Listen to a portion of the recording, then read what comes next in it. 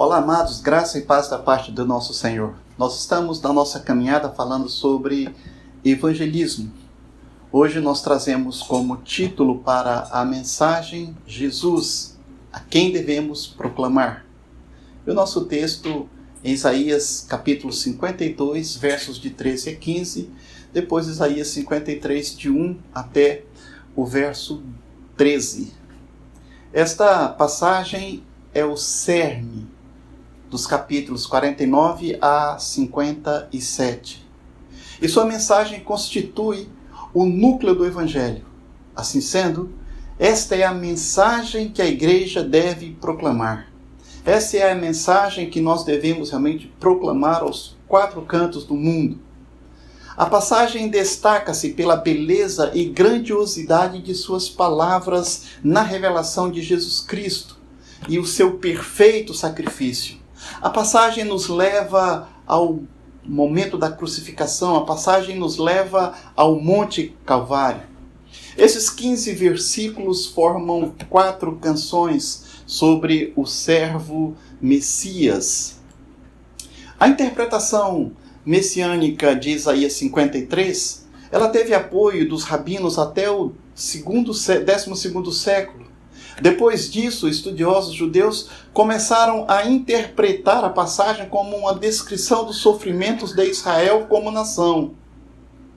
Porém, esta interpretação não se sustenta. Como poderia Israel ter morrido por seus próprios pecados? Versículo 8. E quem disse que Israel era totalmente inocente de pecado e dessa forma condenado injustamente? Versículo 9. Não, o profeta escreveu sobre um indivíduo inocente e não sobre uma nação culpada.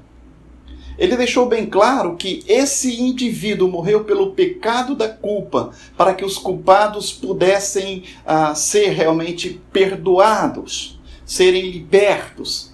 O servo que Isaías descreve é o Messias. E o Novo Testamento afirma que esse Messias servo é Jesus de Nazaré, o Filho de Deus. O Novo Testamento ele apresenta citações ou alusões a Isaías 53 mais do que a qualquer outro capítulo do Antigo Testamento. Os 15 versículos, como já foi dito, constituem 4 canções sobre o servo Messias. E são divididas em 5 estrofes de 3 versos cada uma. E cada uma dessas estrofes revela uma importante verdade sobre o servo e sobre o que ele fez por nós. Nós vamos meditar, portanto, nesses 5 pontos referente à passagem. E o primeiro ponto é exaltação. O servo que causou espanto. Isaías 52, versos de 13 a 15. Eu quero pedir que você mantenha sua Bíblia aberta para nos acompanhar. O povo israelita ele não se admirou e também nem desejou aquele servo. Isaías 52, versos 2 e 3. No entanto, depois de tudo estar consumado, aquele servo ainda causou espanto e surpresa em reis. Se considerarmos esses versículos em sua ordem cronológica, veremos que o povo se espantou, primeiro com sua aparência, depois com sua exaltação, e depois espantou-se com sua mensagem. Nós temos, portanto, aqui sofrimento e morte do nosso Senhor. Nós vemos a sua ressurreição e ascensão, e nós temos a proclamação da mensagem do Evangelho em todo o mundo. Vejamos cada um desses itens. Primeiro, o povo espantou-se com a aparência do servo, verso 14. E a passagem diz assim: como espantaram muitos à vista dele, pois o seu aspecto estava muito desfigurado, mais do que o de outro qualquer, e a sua aparência mais do que a de outros filhos dos homens. Quando levamos em consideração tudo o que Jesus passou no intervalo de tempo entre sua prisão e sua crucificação, nós não nos surpreendemos ao ouvir que ele não se parecia mais com um homem.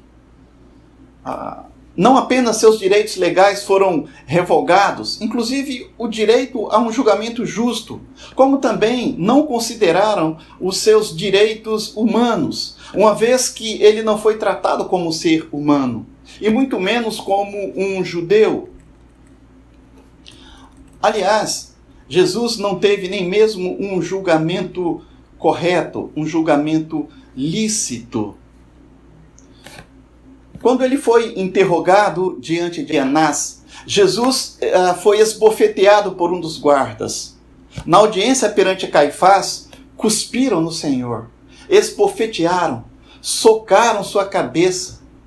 Diante de Pilatos, Pilatos mandou açoitá-lo, e os seus soldados o espancaram.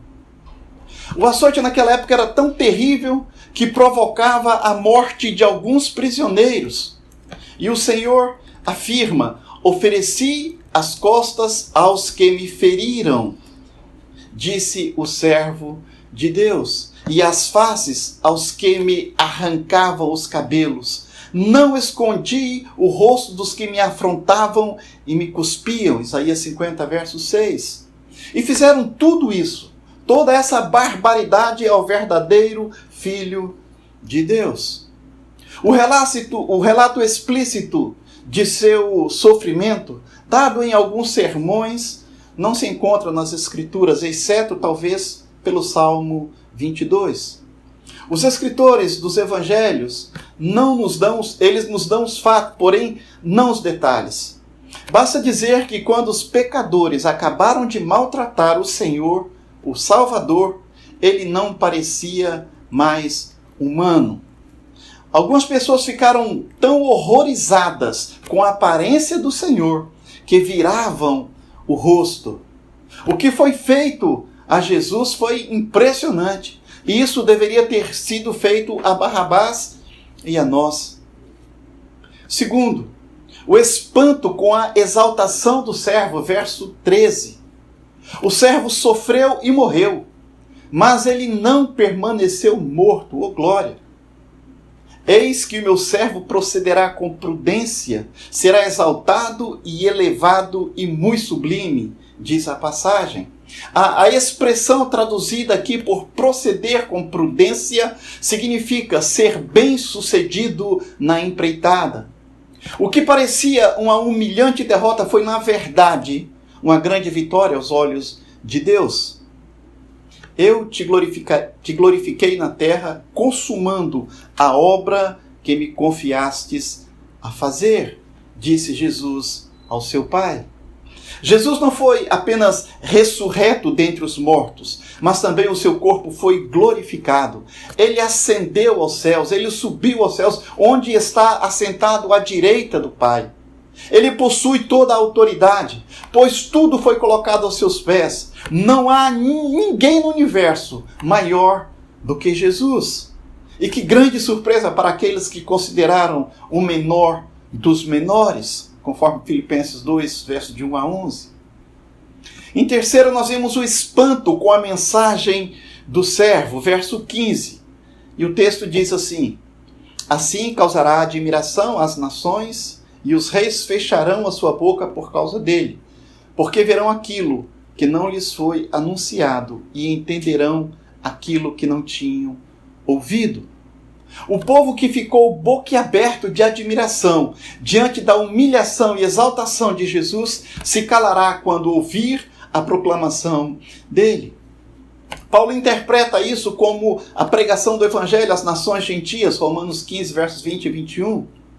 Romanos 3,19 diz: para que se cale toda a boca e todo mundo seja culpável perante Deus. Muitas pessoas já foram torturadas e mortas de forma desumana, mas apesar de suscitar nossa simpatia, saber de seu sofrimento não toca nossa consciência.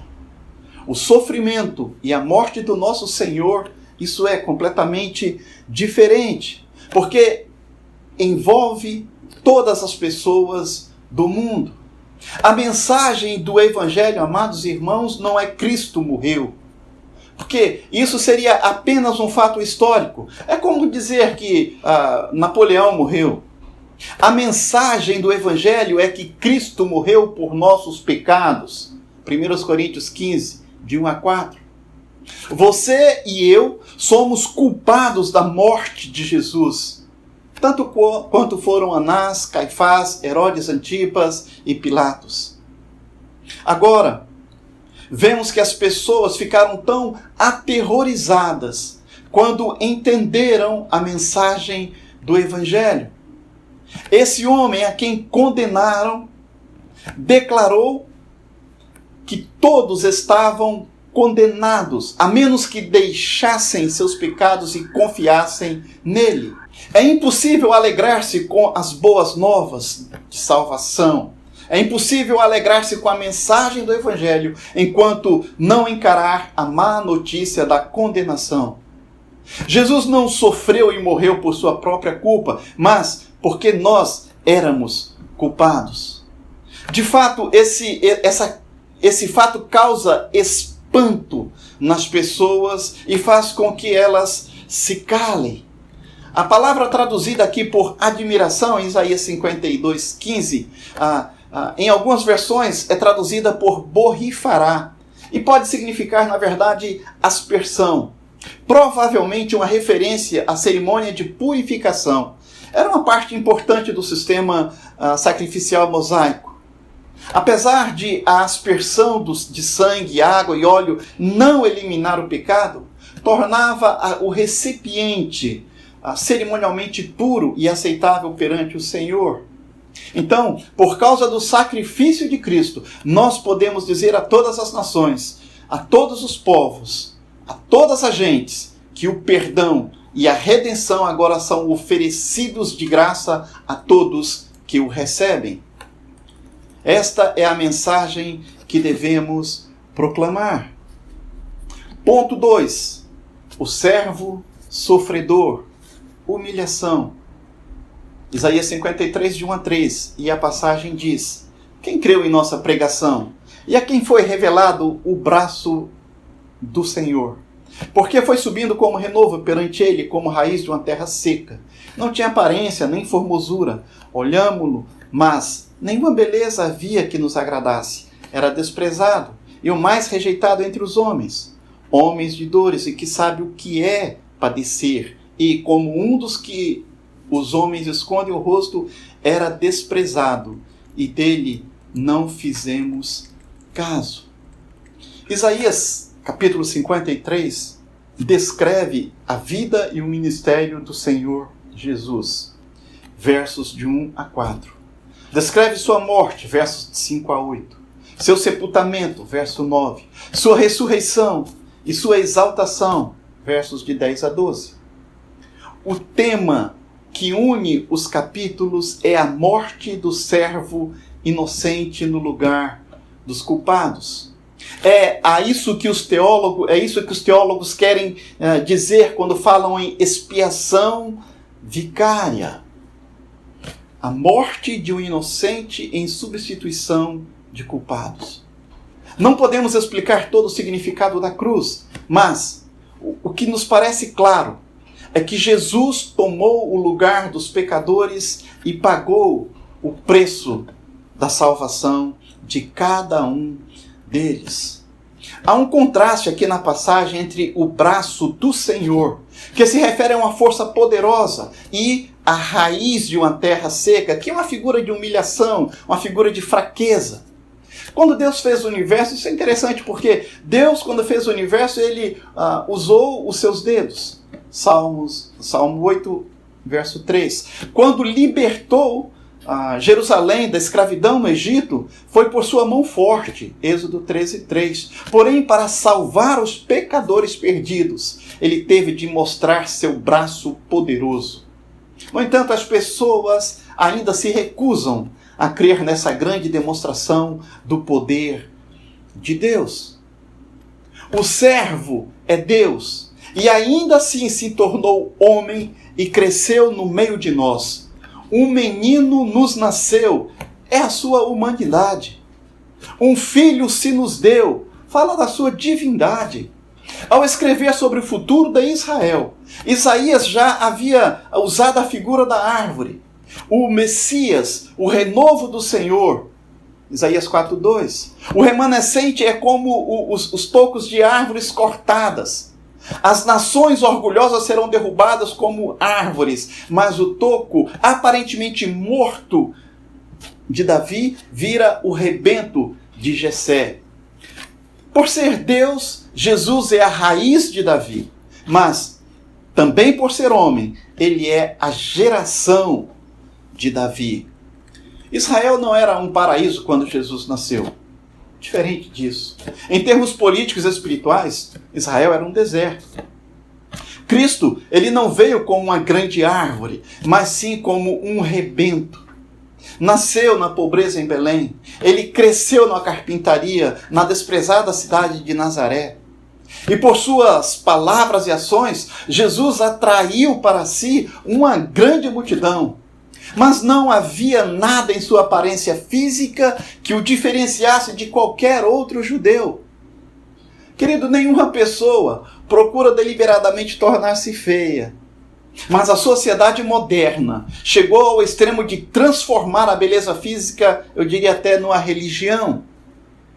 É bom nos lembrarmos de que Jesus, ele foi bem-sucedido sem beleza alguma. Bom, talvez isso me dê uma boa chance, né? Aleluia. Uma vez que entenderam que o Cristo exigia delas, como a maioria das pessoas tratou aquele servo, do mesmo jeito que tratava qualquer outro escravo. Desprezaram-no, depreciaram-no. Ele foi vendido por 30 moedas de prata. Isso era um preço relativamente baixo por um escravo. E consideraram-no como um de quem os homens escondem o rosto. Envergonharam-se de Cristo, porque Cristo não representava nada daquilo que era importante para eles. Coisas como riqueza, prestígio social, reputação, sabe, ser servido pelos outros, buscar os próprios prazeres. Jesus não representava absolutamente nada disso. Por isso não era interessante nem importante para eles. Nos dias de hoje eu diria que Jesus ainda é rejeitado pelos mesmos motivos. Ponto 3. O servo ferido. Expiação. Isaías 53, versos 4 e 6. O texto diz: certamente ele tomou sobre si as nossas enfermidades e as nossas dores levou sobre si. E nós o reputávamos por aflito, ferido de Deus e oprimido. Mas ele foi traspassado pelas nossas transgressões e moído pelas nossas iniquidades. O castigo que nos traz a paz estava sobre ele, e pelas suas pisaduras fomos sarados. Todos nós andávamos desgarrados como ovelhas, cada um se desviava pelo caminho, mas o Senhor fez cair sobre ele a iniquidade de nós todos. Esses versículos, eles constituem o cerne da passagem e representam o núcleo da mensagem do Evangelho. O servo inocente, morrendo como sacrifício pelos pecados. Essa mensagem era o âmago do sistema religioso de Israel. O sacrifício do animal inocente no lugar do pecador. Jesus carregou os nossos pecados na cruz, mas também se identificou com as consequências do pecado de Adão quando ministrou aos necessitados. Mateus 8, versos de 14 a 17, aplica Isaías 53, verso 4, ao ministério de cura do Senhor e não à sua morte expiatória. Toda bênção que temos em nossa vida cristã vem por causa da cruz, mas esse versículo não ensina que há cura na expiação. Não ensina que todo cristão, depois que recebe Jesus, dali por diante terá o direito de ser curado, como algumas pessoas pregam.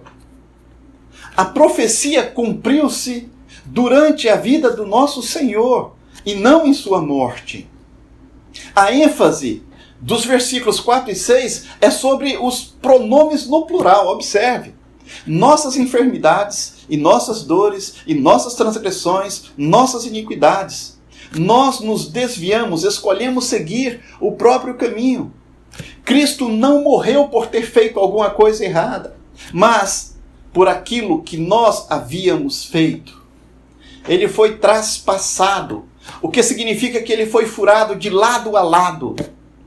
Suas mãos e pés foram atravessadas por pregos. O seu lado foi traspassado por uma lança. Ele foi crucificado, o que não era uma forma judaica de execução. A pena máxima dos judeus era apedrejamento. Se quisessem humilhar a vítima um pouquinho mais, eles podiam até expor-lhe ali o corpo. Uma prática que Pedro relacionou com a crucificação. Na cruz, Jesus foi pisado, o que significa ser esmagado pelo peso do nosso fardo, ou pelo peso do fardo. E que fardo era esse? O Senhor fez cair sobre ele a iniquidade de nós todos. Verso 6. De fato, o pecado é um fardo que vai ficando mais pesado à medida que resistimos a Deus. Ele foi moído e pisado. E, no entanto, esse castigo nos trouxe paz e cura. O único jeito de um transgressor ter paz com a lei é sofrer o castigo exigido pela lei. Esta é a única maneira. Jesus guardou a lei perfeitamente, mas, mesmo assim, sofreu o castigo que deveria ser nosso. E pelo fato de ter tomado o nosso lugar, agora nós temos paz com Deus. E não podemos ser condenados pela lei de Deus. A palavra aqui traduzida por sarados, Isaías 53:5, refere-se ao perdão dos pecados e não à cura física. O pecado não é apenas um fardo, mas é também uma enfermidade que somente Deus pode curar. Amados, o pecado é sério. O profeta o chama de transgressão, o que significa rebelião contra Deus. Rebelião é a ousadia de cruzar os limites determinados por Deus. Também o profeta o chama de iniquidade. Iniquidade se refere à deformidade da nossa natureza pecaminosa. Em outras palavras, nós somos pecadores por escolha e por natureza. Nascemos com a natureza que nos impele a desviar do caminho. E como ovelhas, em nossa insensatez, decidimos escolher nosso próprio caminho. Por natureza, nós nascemos filhos da ira. Efésios 2, verso 3. E por escolha, nos tornamos desobedientes. Efésios 2, verso 2. Sob a lei de Moisés, as ovelhas morriam por seus pastores, mas pela graça, o bom pastor deu a vida por suas ovelhas. Ponto 4. O servo calado. Resignação. Versos 7 e 9.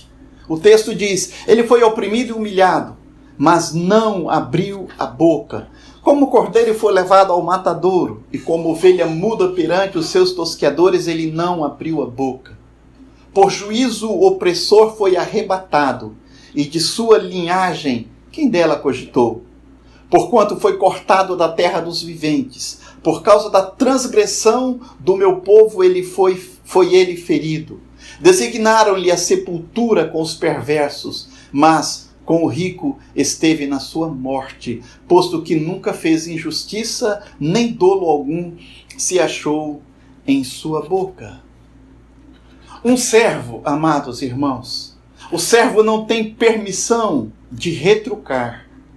Antes, o servo deve ser submisso à vontade do seu Senhor. Jesus permaneceu calado diante de seus acusadores, bem como diante daqueles que o afligiram. Ele se calou diante de Caifás. Ele se calou diante dos principais sacerdotes e anciãos. Ele permaneceu calado diante de Pilatos e de Herodes Antipas. Ele não falou quando os soldados zombaram dele e o espancaram. Sabe, foi isso que impressionou o tesoureiro etíope ao ler a passagem em Isaías, conforme Atos 8, 26 a 40. Isaías 53:7 fala do silêncio de Jesus em meio ao sofrimento. E o versículo 8 de seu silêncio, quando ele foi ilegalmente julgado e condenado à morte. Nos tribunais de hoje, uma pessoa pode ser culpada por crimes terríveis, mas se for possível provar que em algum aspecto o julgamento foi ilegal, o caso deve ser julgado novamente. Tudo nos julgamentos de Cristo foi ilegal. E mesmo assim, ele não apelou pedindo outro julgamento. João 18, verso 11. Não beberei, porventura, o cálice que meu pai me deu? O servo é comparado a um cordeiro. Um dos símbolos frequentes do Salvador nas Escrituras. Na Páscoa e na libertação do povo do Egito ali, foi preciso que um cordeiro morresse para cada família hebreia.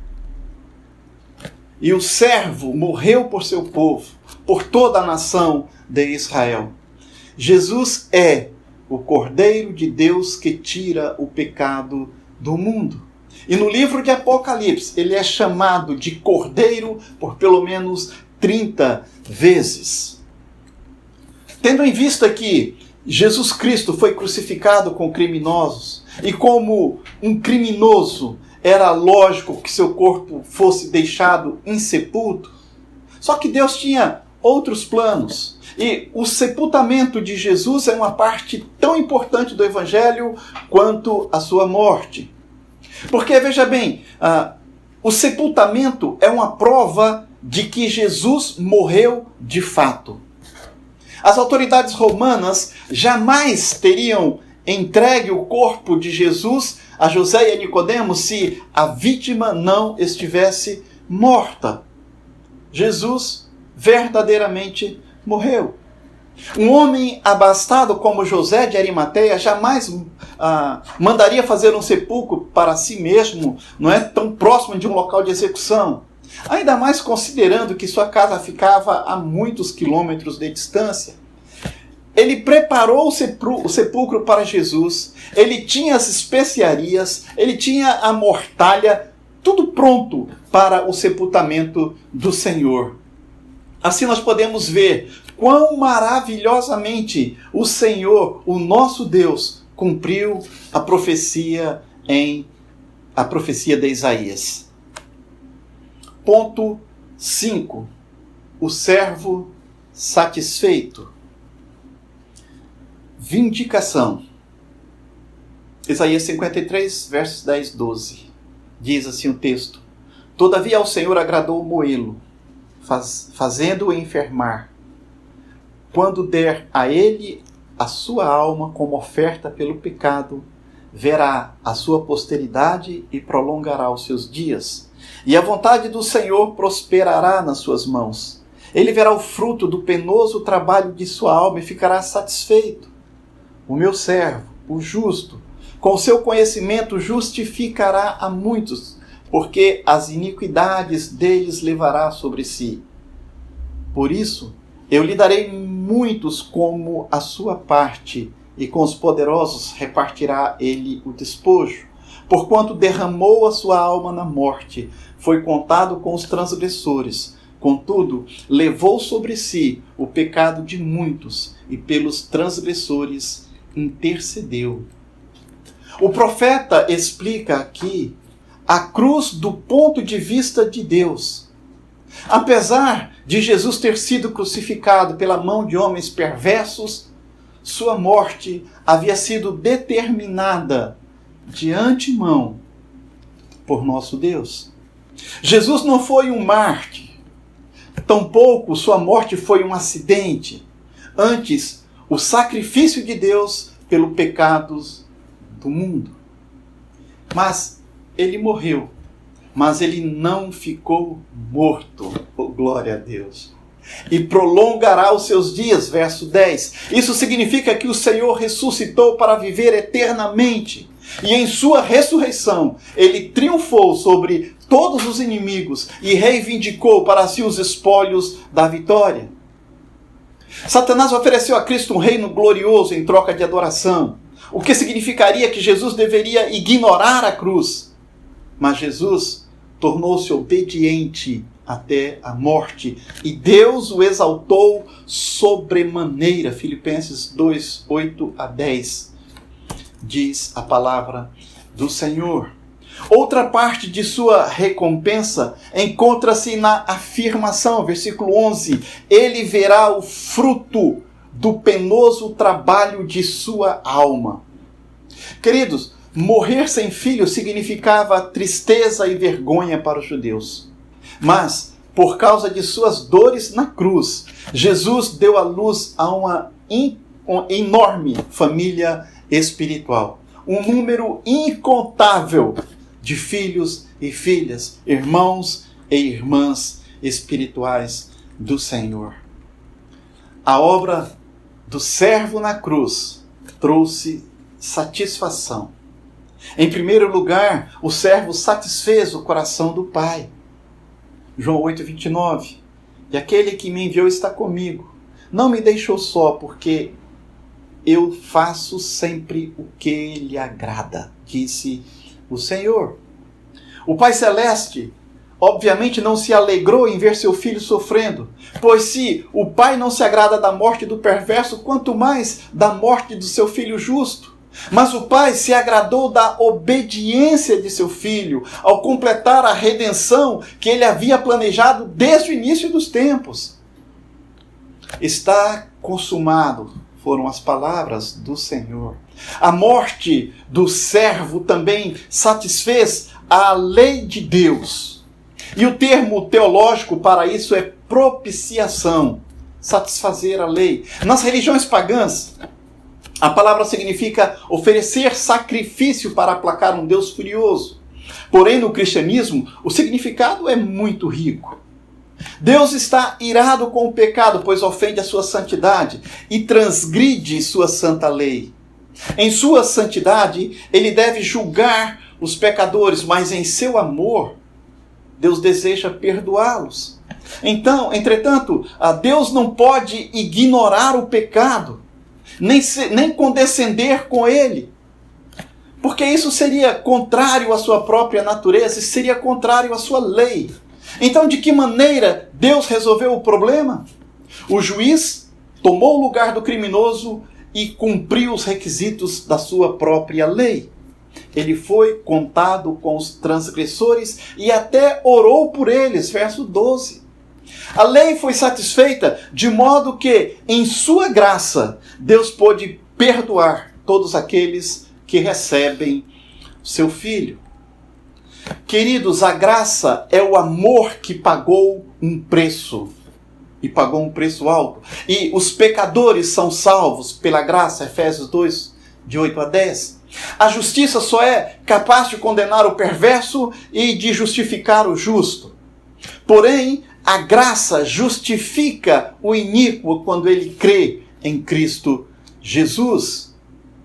Creia no Senhor e será justificado. Justificar significa declarar justo. Cristo tomou sobre si os nossos pecados para que pudéssemos receber a dádiva da sua justiça. Justificação significa que Deus declara justos em Cristo Jesus os pecadores que creem. E a Bíblia diz mais: nunca mais o Senhor se lembrará dos seus pecados. Salmo 32, versos 1 e 2, Romanos 4, de 1 a 8. Sabe, amados irmãos, Igreja do Senhor, esta é a mensagem que cremos, esta é a mensagem que proclamamos. E nós estamos agora concluindo e desafiando a igreja, para que a igreja se levante, para que a igreja anuncie esse evangelho. Fale com as pessoas, anuncie aos parentes mais próximos, anuncie aos parentes mais distantes, aos amigos, aos colegas de estudo, aos colegas de trabalho, vizinhos, conhecidos, amigos dos amigos. Anuncie tão grande salvação, anuncie a maravilhosa mensagem de boas novas do Senhor. Este é o nosso tempo, essa é a nossa oportunidade. Levante-se, ó Igreja do Senhor, e anuncie o seu Evangelho. E a vida eterna é esta: que conheçam a Ti, o único Deus verdadeiro, e a Jesus Cristo, a quem enviaste.